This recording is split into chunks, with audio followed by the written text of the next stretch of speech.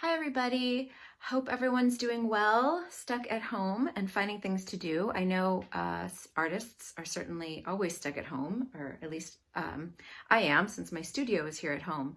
So this is my home studio where I do a lot of my work, all my work really. And today I'm going to do a demo of painting of some rocks. I was really inspired by some time I spent this last summer in Maine painting rocks, and I painted a lot of them. If you've seen the show Time to Linger that's currently at the Providence Art Club, you can check it out online.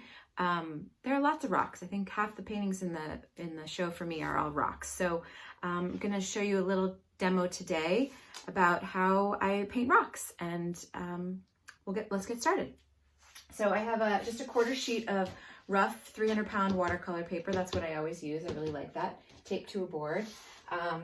I have my paints here. I have, oh boy, I have a big palette with lots of paints, but I primarily use cobalt blue, Antwerp blue. I use raw sienna. I use brown madder, rose madder, burnt umber. And I do have French ultramarine on here. I also have some burnt sienna and cerulean. So we'll see if I get into those or not. I don't always, but for painting rocks, I use purple. I'll show you the image I'm going to do. This is the image I'm using as my guide, and I've already drawn, loosely sketched on here what I'm going to be painting. It's not so much an exact replica. In fact, it's pretty loose, just lots of different lines, but it does give me a guide. So as I'm following along, this is actually part of a larger image, and I just sort of found the little composition I wanted to try today. Hopefully, there's some of the colors I really like here. I see lots of warm colors with cool shadows, which I think is really interesting. Probably going to leave out those back rocks there, but we'll see how it goes. Something else I have in addition to my paints, my paper, an image to paint from, is a credit card. This is actually an old gift card. And I use this to scrape away a lot when I'm painting, and you'll see what happens as I go with the rocks. And another reason why the drawing is only a reference, and this image is only really a reference for color and to help with some shadows, is because once I start getting the paint on here, you'll see how I start pretty loose. And by using this credit card to scrape away, different patterns emerge in the rocks. And so sometimes I just follow what happens on the page and the painting as I go. So let's get started. I have created a horizon line here. So, sorry, the horizon is going to really be outside of the image. So I'm just going to start with some water, a wash of water that I'm going to put in the background, and then get started on the color for the rocks. So here we go. I'm going to start with a sort of a medium-sized mop. This is an Escoda brush. And for the water back here, I'm mostly going to use cobalt. So I'm going to get together a nice bit of juicy wash of cobalt. Sometimes I add Antwerp blue into my water. I do think water tends to be a little bit greenish. So I'm just going to start, see if I can get the bead. Oh, well, that's okay. Don't worry about that. It's all gonna come together. I do have a nice bead going down here. So I'm just going to continue the bead. So the bead is when the paint drops down and forms a bead all along there, and then you just pick it up with your next stroke. And I don't have a hard line here, but I am going to follow a bit of a rock line. This particular painting does not have any wave crashing. When I do add the waves, then I'll leave a lot more space of white. But for this, I'm just going to loosely leave it that way. I'll give this a quick rinse. I'll probably have to darken up that water later on, but for right now, that just gives me a good place to start. And often what I do too is when I have drips like that and some good paint color I don't want to lose, especially in water, it's nice to create a variety of a variety of just different value. So instead of wasting that drip that was down there, pulling it up, I'm just going to let it kind of bleed in. I am seeing that some of this, I don't really like some of these shapes here, but the rocks that are up against the water are going to be darker value than the water, so it should be fine. It shouldn't matter too much about that edge there. And like I said, I might have to go back in and darken up the water, and in fact, most likely I will. Okay, we got a little blossom there. That's fine. Again, I'm gonna have to go over the water again. Okay, so for this first stage, I'm still using my Escoda mop. I'm going to create little puddles of color here on my palette. My first one is going to be raw sienna. So I have a little pool of my raw sienna here. And once I get these pools of color, it's a lot easier for me to just sort of dip into them and go. I'm going to create another little pool of some rose madder. Often for me this is brown madder, but I'm going to get into the brown madder later. So keeping it a little bit lighter on this first wash. And then the cobalt again, just freshen that up. So I have 3 little puddles. Let's see if you can see. So 3 little puddles there on my palette. Okay. Yeah. All right, so I'm just going to, with a damp brush, but not dripping, I'm going to start with make sure it's really clean. That's looking a little muddy. Start with the raw sienna and get some swaths of raw sienna down. I see here, when I'm looking here, I see this really lovely color in the front. And again, generally warm colors come forward, so I tend to be more generous with those in the foreground. I'm adding some of the rose madder into this because I do see tons and tons of pink in there. Lots of rosy colors in these rocks and the highlights of the rocks. With watercolor, you always have to add the light colors first because there is no going back. In fact, for me, often a lot of what I do in watercolor is not painting. So much of the painting in watercolor is just planning and preparing and really not a whole lot of painting at all. Okay, I'm just going back and forth now between raw sienna and the rose madder, just trying to get, again, we're not going to see any of this really. It's just for me to know these warm colors are here. And as I start to get into it, actually I want to even move it around like I did a little bit with the water. These are going to end up being the highlights really. And for those of you who do watercolor, you know how light paint dries. Even just sort of flicking some of the paint on here.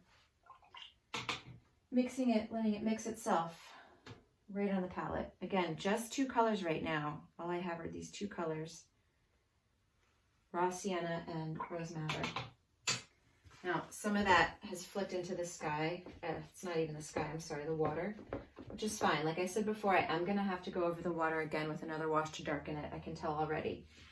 But for me, having been primarily an oil painter, I like to cover the page as quickly as possible. If I know I'm gonna have an area that's pure white, then I do leave that. But for the rocks, there really isn't gonna be any area of pure white. If I was gonna have splashing waves, then that would be left white. And I would plan that out way ahead of time. So just sort of moving it around, letting the colors combine on the page itself. And I haven't even touched the blue yet. I am going to get into the blues though. In fact, I do even like to, there's a little bit of a fuzz at the brush. There we go. All right, so that is drying-ish, sort of. Throw some more color on there. This is still really, really light color, really fine light wash. And I'm going to switch my brush now. Actually, no, I'm sorry. I'm going to add some of those blues in. I'm going to take advantage of where I know the shadows are going to be. So just wiping off extra paint. I know that there's going to be some heavy shadows along the back here and down in the very front. All those detailed shadows of outlining the rocks and highlighting them, I'm not going to get into just yet. And in fact, part of why it's important to have so much color down underneath, I'm going to not waste that drop there. While this is turned upside down, I'm going to flick on some of these blues. And it's still very, very light where there's the raw sienna, the cobalt is going to mix and be kind of green, and where there's the pink madder, it's going to mix and really make a nice purple. But we're going to add more. We're going to add a lot more.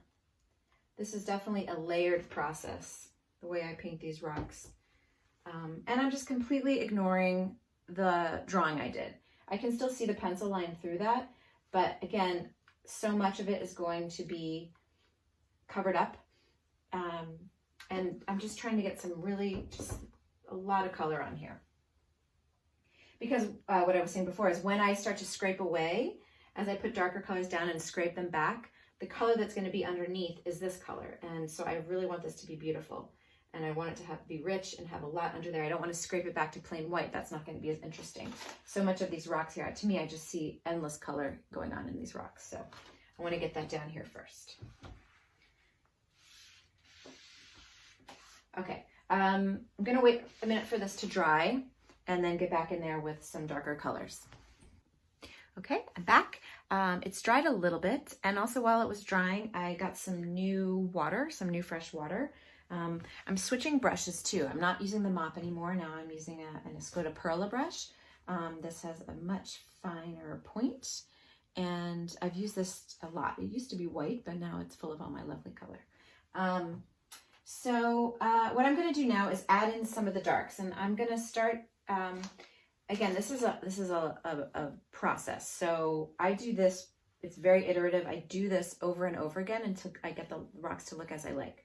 But I'll show you how I begin. So I'm going to a little bit deeper color. So now let's wipe this palette. Now I am going to get into the brown matter. So again, I'm just going to create myself a little puddle. The brown matter I really love. It's like a burnt sienna, but just so red, and I love it. I really love it. And I'm going to go for a deeper blue with an ultramarine. And these two together really give a nice purple. They're quite lovely. So the first wash was sort of lighter with the raw sienna, the rose madder, and the cobalt. And then this, now I'm going into a little bit of, just a little bit, oh, you still can't see, sorry about that. Ultramarine and brown madder. And I'm just gonna get them together. And this is too when I wanna have my credit card handy. So again, just keep going here, getting some good, nice color on here. I want it to mix itself a little bit. It's a little too red for me. Let's add some more. And I just sort of flick it on too, see where it goes. A lot of rocks for me are almost abstract, and they just happen. Okay, so I do want to get a bit of a shape here. This is still quite wet. I think I should have let it dry a little bit longer, but it will still work. Again, this is so, for me, I just go back and forth on this for so long, so it's okay if it's a little bit wet. We should be able to get a sense, though, from this. Just going back and forth between the brown matter and the ultramarine. Letting it mix itself a little bit here as we go. Once again, I like to turn it around. So now we'll see at this stage, it's still a little wet, but I'm going to give it a go anyway and do some scraping away. And when I scrape away, it does a couple things. One, at this stage, it's really going to just give texture. And as it dries a little more, when you scrape away, you'll really lift up the color and you'll be able to see the lighter underneath. So this is still just so wet. I'm gonna just dry this up a bit. Yeah, it's quite wet. Cold, damp day here in New England. Okay, so I'll just show you a little bit as I'm pulling the color. So it definitely is lifting the color at this point. I'm getting some nice lines, which I like. This is a good opportunity to really get some nice drawing in too. That top edge of the credit card is really getting some edges of this in here. I like these edges. And I'm getting the texture of the rough paper. So for me, painting rocks, you really need the rough paper because it lets that texture come through that looks like it's rocks. And of course, rocks are not uniform in any way. And these lines are to me, are just doing what's interesting to me right now. It's really going to be, when I get in later with the deep hues, that we're going to get a better sense of it. But, and you see that I picked up a ton of the color. But now I have underneath, you're seeing the first wash come through a little bit. And I'm getting some of this nice texture, and some of the upper edge of the credit card is giving some really nice lines. So I have wiped off quite a bit of this. So now what's really fun to do is go back in. Again, I'm using my ultramarine. I may dip into a little bit of the purple at this point. I don't always at this stage. Usually I save the purple for the very end when I really need to get some deep darks. But what happens now is it's sort of carved out these places for me that are just naturally rock edges. So I was intentional about where I use the credit card or the gift card, but I'm now left with some really lovely edges that aren't at all what I see on here, but are working for me in this painting. So it's just so wet. So I am trying to get some thicker paint on here. Well, see, that's the problem with using purple at this stage. It's just too purpley. So let's go back over that. Still, I need a little more brown matter. If you don't have brown matter, burnt sienna is really very similar in this situation. I just like the warm red that I get. Going back and forth now, just letting it bleed into itself. It won't go over where I pulled out the paint there. So that's nice. And just giving a bit of variety. I have some areas that are heavier on the warm brown matter, and some areas that are heavier on the ultramarine. Opportunity here, just sort of following along some of those lines that the credit card made to just make some rocks, make some rock shadows. I'm just sort of picking up where I had some lines, some of the edges, and creating shapes from those rocks. This is still so wet, so we're going to get layered and layered and layered here, but you still see the texture. I still can see some of my pencil lines underneath, which is fine. I don't mind that at all. I actually like that. It's sort of helping add to the texture. I just added a little cobalt here. As I'm going back, even though the contrast is quite great, it's going to be a little bit less. It's just the way perspective works and the way our eyes see color is that they get less contrast as you go into, recede into the distance. So, and I'm still see the way this is, you've seen now this is almost fully dry. That all that raw umber, raw sienna and pink rose madder that we put on there has faded. It's really almost a pastel now. And so I'm just dipping and dabbing, and this is still so wet here that it's just mixing on the page itself. And I'm a little bit looking to this for reference, but mostly I'm just following what I see right here. I'm looking at this doesn't look like it quite has enough dimension to it. So I'm going to go in actually now to my Antwerp blue, and I really do see a little bit of green and warmer blues in there. So while this is still really wet and still able to mix, I'm just going to throw in some Antwerp blue, certain areas here, and see what happens. This is, again, still light enough, and the value is still light enough that if I don't like it, I can change it. That's not always the case in watercolor, but I've kept it light enough here that I can. Okay, so that's really where I'm going to leave it for this first stage. Now, if I don't like something I've done, for example, I do think that this section here probably should have been lighter. I like how the light color bleeds down in this image. The dark is much more of a smaller triangle, and the light bleeds down. So I've not done that. I've really almost made a stripe of dark here across the front. If I don't like that, say, I can really scrape it. Now, of course, it's not going back to white, but I can scrape away, again, using this credit card.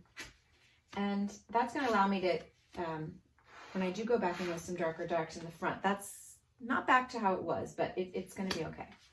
All right. So let's take a minute for this to dry next and keep moving. Okay, gonna keep going. It's already been almost 20 minutes, so I've surpassed my allotted time, and as you can see, you can't get a lot done in 15 minutes on a demo, but I'm going to just move back a little bit. This color here is looking too cool for me, too bluish. I want this to be a warmer highlight, so I'm going to fix that right now while this is still drying. I'm going to actually use some of this brown matter that I have out here and throw that in, but that's much too dry. I don't want it to be a hard line. And again, this is still going to be my highlight color. So I'm going to also add some raw sienna while I'm there. So really this is just what we were doing in the beginning, but I'm just warming this up. This is still, remember, going to be a highlight, but it just is looking too pale and too cool for me here. And the rest of this is going to get painted over because it's going to be in shadow. Which is the nice thing about rocks, I think, because as long as you get a few that really look like rocks, the rest can just, they're almost abstract, you know, and I really like that. Okay, I think I warmed that up pretty well. Yeah, I feel better about that. Okay, and I'm gonna just get into here. Okay. This is still so wet that if I get it wet there, it's going to create a blossom, which I don't really want. Okay, while I'm waiting for that to dry, I'm gonna add some of my deeper darkers, again, back into the brown matter and ultramarine, and just really using those together. I might get into a little burnt sienna here too, because this is looking so purpley. Yeah, there we go, a little burnt sienna. And even this part here, I do want this to ultimately be in shadow. This is a nice little carved out piece of rock. So again, I'm just gonna let it paint itself. Watercolor has so many challenges, but so many wonderful things that it does as well.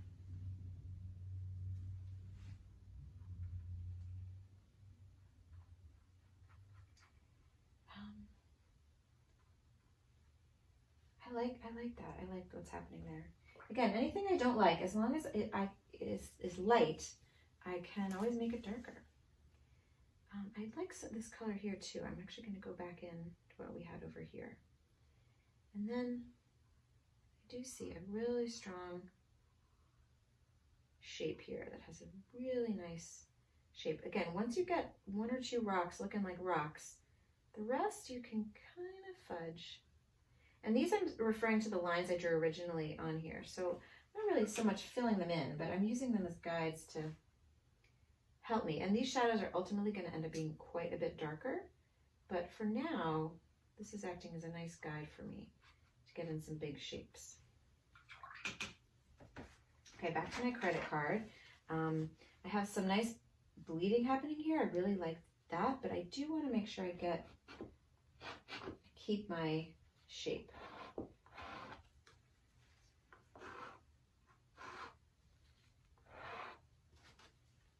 Now, you'll just play around with this and see where you get the lines and what kind of lines you get. And even this area that I've gone over before, I don't think there's going to be a lot of highlights in here, so I have left some.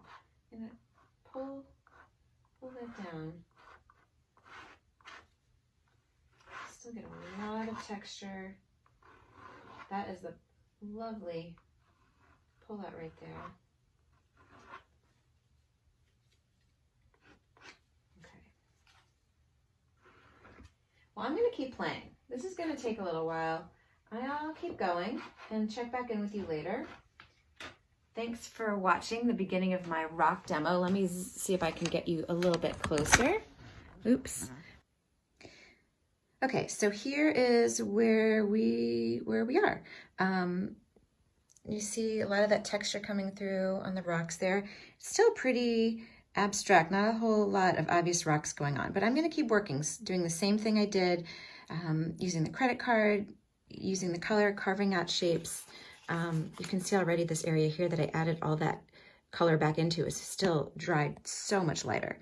So I'll try to share the finished image once I get there, or at least processes on the way. So thanks for joining me, everybody, and stay healthy.